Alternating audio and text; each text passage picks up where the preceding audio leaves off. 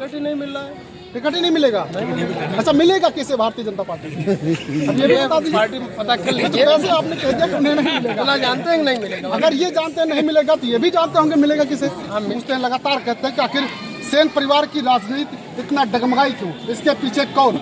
मिल्कीपुर की राह कितना आसान देखते हैं? मिल्कीपुर की राह कभी आसान नहीं थी। गद्दारी हो भी सकती है अगर लगा रहे हैं आप। नमस्कार, आप देख रहे हैं मानसिकता न्यूज और आपके साथ में हूं सौरभ दुबे। लगातार आपको मिल्कीपुर उपचुनाव की ग्राउंड रिपोर्ट दिखा रहे हैं। आखिर मिल्कीपुर की जनता क्या सोचती है? ऐसे में हमारे साथ आज बातचीत करने के लिए मौजूद है पूर्व मंत्री आनंद सेन। कहा जाता है कि सेन परिवार यहाँ की दिशा और दशा दोनों ही तय करता है। ऐसे में सेन परिवार इस उपचुनाव में किसके साथ होगा? साथ ही साथ एक बड़ा सवाल जो लगातार लोग पूछते रहे कि आखिर सेन परिवार की राजनीति को डगमगाने में, जो हम कहें या फिर खत्म करने में सबसे बड़ा हाथ किसका मानते हैं? तो आइए इनसे बातचीत करते हैं। सबसे पहले मंत्री जी, आपका स्वागत है। धन्यवाद। सबसे पहले वही सवाल जो लोग पूछते हैं, लगातार कहते हैं कि आखिर सेन परिवार की राजनीति इतना डगमगाई क्यों? इसके पीछे कौन? देखिए, इसके पीछे बहुत बड़ी साजिशें रही। विपक्ष के साथ कुछ अंदर खाने से कुछ लोगों ने इस तरीके की साजिशें की है, लेकिन राजनीति हम लोगों की डगमगाई नहीं है जी। राजनीति तब डगमगाती है जब जनता साथ ना हो। जो हमारी असली फौज है वो आज हमारे साथ बहुत मजबूती के साथ खड़ी है, तो इसमें हम ये नहीं कह सकते कि हमारी राजनीति डगमाने का काम कर रही है। दूसरी बात हम आपसे कहना चाहते हैं कि समाजवादी पार्टी को जो आप कह रहे हैं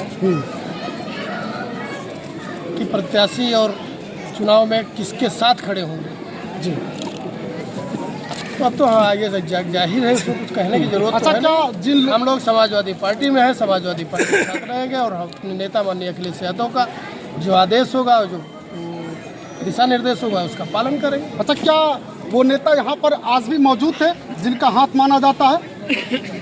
ऐसा कुछ नहीं है।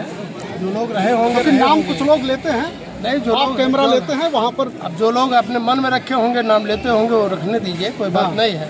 लेकिन हमारा कहना केवल इतना है कि पार्टी के लोगों ने, जिन लोगों ने गड़बड़ किया उनको आने वाले समय में अपने आप सजा मिल जाएगी।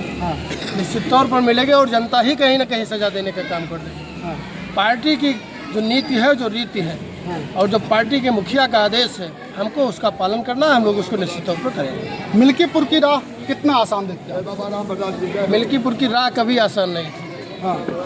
और आज से नहीं, हम आपसे कह रहे हैं 1977 से, जब से स्वर्गीय बाबूजी सेन यादव जी यहाँ लड़ना शुरू किए हैं गरीबों के सवाल को लेकर के, उनकी कमाई, उनकी रोजी रोटी और उनको सांप्रदायिक ताकतों और सामंती ताकतों के पीड़न के खिलाफ जब से उन्होंने संघर्ष शुरू किया है, तब से मिल्कीपुर की लड़ाई हमेशा संघर्षित रही। 2002 और 2007 का चुनाव इस बात का साक्षी भी है, और 1985 में भी इस तरीके की घटनाएं हुई। हम ये जानते हैं कि बगैर संघर्ष के मिल्कीपुर में कभी सफलता हाथ नहीं लगी। अगर लोगों ने संघर्ष करने का काम किया, मजबूती से जनता के साथ खड़े रहे, नेताओं ने कहीं गद्दारी करने का काम नहीं किया, तो कोई ताकत नहीं है जो समाजवादी पार्टी को मिल्कीपुर से। यानी कि गद्दारी हो भी सकती है अगर लगा रहे हैं आप।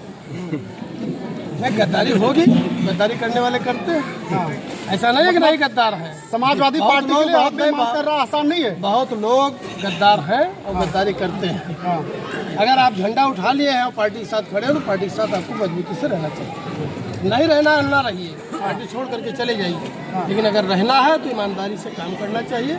बाकी तो मीडिया, प्रशासन पूरी तरीके से लगा हुआ है कि समाजवादी पार्टी को यहाँ कमजोर किया जाए और हराने का प्रयास पूरा जारी। जो कैंडिडेट है, उस कैंडिडेट को लेकर भी कुछ लोग सवाल खड़े करते हैं। वो हमारे अपने सवाल लिए, कुछ लोग यहाँ तक सूरज चौधरी जैसे लोग विधानसभा का चुनाव भी लड़ रहे हैं, कह देते हैं कि डमी कैंडिडेट है। सूरज चौधरी ये भी कहते हैं कि अजीत प्रसाद की क्या पहचान है? अगर अवधेश प्रसाद को हटा दिया जाए तो क्या पहचान है अजीत की? ये बात अलग है। जो भी प्रत्याशी आता है, पहली बार उसकी किसी की पहचान नहीं होती, चाहे वो समाजवादी पार्टी का हो, चाहे भारतीय जनता पार्टी का हो, चाहे बहुजन समाज पार्टी का हो। थोड़ा बहुत पहचान होती है, लेकिन परमानेंट इस तरीके से जनता के बीच में बहुत अच्छी पैठ है, कहीं किसी की पहचान नहीं होती है। जब नेता जनता चुनने का काम करती है, नेता बना देती है, उसके बाद जब वो काम नहीं करता है तब उसकी पहचान शुरू हो जाती है और जनता ये तय करती है कि इसको एमएलए हम बनाएंगे कि नहीं बनाएंगे, इसका फैसला जनता के हाथ में। लेकिन एक बात और, अजीत प्रसाद को एक बार यही जनता नकार चुकी है। जिला पंचायत का चुनाव लड़े थे और चुनाव लोग कहते हैं हारे भी थे। उस वक्त अवधेश प्रसाद पावर में थे, उस वक्त भी, और इस वक्त भी हम कह सकते हैं कि सांसद हैं। तो क्या इस बार वही स्थिति होगी या बदलेगा कुछ? देखिए, जिला पंचायत और प्रधानी के चुनाव अलग अलग हैं। ये पंचायत चुनाव के साथ विधानसभा का चुनाव नहीं जोड़ा जाना चाहिए, क्योंकि हमने देखा है कि हमारे यहाँ एक प्रधान को हमने लड़ाया था जी, भोलानाथ भारती हैं जी, गांव सभा में लड़े तो उनको 63 वोट मिला था मात्र। और जब हमने जिला पंचायत उनको लड़ाने का काम किया और इन्हें अजीत के खिलाफ लड़ाने का काम किया था, तब उनको 8000 वोट मिला और 4000 वोट से उस आदमी ने चुनाव जीतने का काम किया था। तब खिलाफ और आज साथ कैसे? ये तो राजनीति में तो होता रहता है, नई बात तो है नहीं। ये राजनीति में रहता है कि खिलाफ कभी हम आमने सामने खड़े होंगे तो कभी एक मंच पर दिखेंगे। तो अभी आमने सामने हैं या पीछे से कहीं और है? नहीं, आमने सामने नहीं, बिल्कुल हम लोग साथ हैं। साथ है? हाँ, एकदम साथ है, कोई दिक्कत नहीं है, पट नहीं है। दिखाती है पूरा। चुनाव जीतेंगे या? चुनाव जीतने के लिए ही तो साथ लगे हैं। हाँ, प्रशासन हराने का काम करेगा। प्रशासन यानी आप मानते हैं कि हार सकते हैं चुनाव हार सकते हैं? आप ये मानते हैं? हार सकते नहीं है। जिला प्रशासन अगर ईमानदारी से काम करेगा और जिला प्रशासन ने ठीक से काम किया कि ठीक है, लोग जो अपना वोट डालेंगे उनको अपना वोट मत देने का अधिकार दे दिया, तो ये तय है कि यहाँ से भारतीय जनता पार्टी। क्या जिला प्रशासन भी कुछ गड़बड़ कर रहा है? कौन सा चैनल? बहुत गड़बड़ कर रहा है। हाँ, जिला प्रशासन वोटर लिस्ट में गड़बड़ करने का काम करेगा। जिला प्रशासन वोटर को वोट नहीं डालने देगा। जिला प्रशासन प्रधानों को धमकाने का काम करेगा। जिला पंचायत के सदस्य और क्षेत्र पंचायत के सदस्यों को धमकाने का काम करेगा।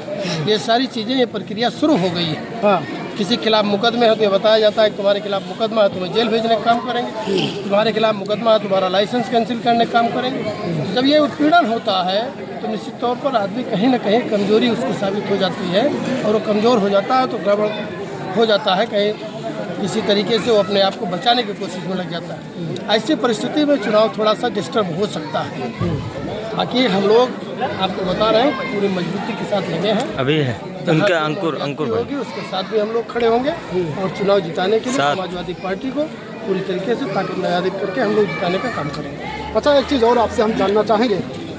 कुछ लोग ये भी कहते हैं कि समाजवादी पार्टी पर लगातार परिवारवाद के आरोप लगते भी रहे, लगातार लगते रहे, और कटहरी में भी ठीक उसी तरीके से टिकट दिया गया था और भी कुछ जगहों पर दिया गया, और नतीजे जो आए वो सब जानते हैं, और वही नतीजे की उम्मीद लोग यहाँ भी कर रहे हैं। अवधेश प्रसाद के बेटे अजीत प्रसाद को टिकट दिया गया, जबकि कई सारे लोग लाइन में लगे हुए थे, और जब घर में ही रखना था तो उस वक्त अवधेश प्रसाद क्यों सांसद लड़े, अजीत प्रसाद को ही क्यों नहीं लड़ा दिया? ये हमारे नेता का फैसला है। बाकी जो परिवारवाद का फैसला बात कर रहे हैं, परिवारवाद किस दल में नहीं है। भारतीय जनता पार्टी में पूरी लाइन लगी हुई है परिवारवाद की। दूसरे दलों में देखेंगे वहाँ परिवारवाद की लाइन लगी हुई है। अगर नेता ने हमारे कोई फैसला किया है तो उस पर हम लोग मजबूती के साथ खड़े होकर के उस लड़ाई को लड़ने का। लेकिन बाबा गोरखनाथ लगातार दावा करते हैं चुनाव तो जीते ही नहीं। 3 बार हमारा उनका आमना सामना हुआ है, और जितनी बार हुआ है पटकनी दी, सिर्फ एक बार दुर्भाग्य हमारे साथ नहीं दिया हमारा भाग्य, इस वजह से चुनाव हारे। और आप लोग लगातार इस बात का दावा कर रहे हैं कि यहाँ पर समाजवादी पार्टी चुनाव जीतेगी। बाबा गोरखनाथ का टिकट आपने फाइनल कर दिया? वो कहते हैं हमने बातचीत की तो उस दौरान उन्होंने कहा। हम पूछ रहे हैं आपने फाइनल कर दिया? हम क्यों फाइनल करें? सूत्रों की माने तो 95% टिकट ही नहीं मिल रहा है। टिकट ही नहीं मिलेगा? अच्छा, मिलेगा किसे भारतीय जनता पार्टी? अब ये भी बता दीजिए। पार्टी में पता कर लीजिए। वैसे आपने कह दिया कि उन्हें नहीं मिलेगा। भला जानते हैं कि नहीं मिलेगा? अगर ये जानते हैं नहीं मिलेगा तो ये भी जानते होंगे मिलेगा किसे। हाँ, मिलेगा, किसे मिलेगा जानते हैं, लेकिन अभी कुछ नाम हम दे दें, कुछ नाम हम दे दें तो आप जानते हैं तो फिर बताना। बहरहाल नेताजी ने जो कुछ कहा वो आपको हमने दिखा।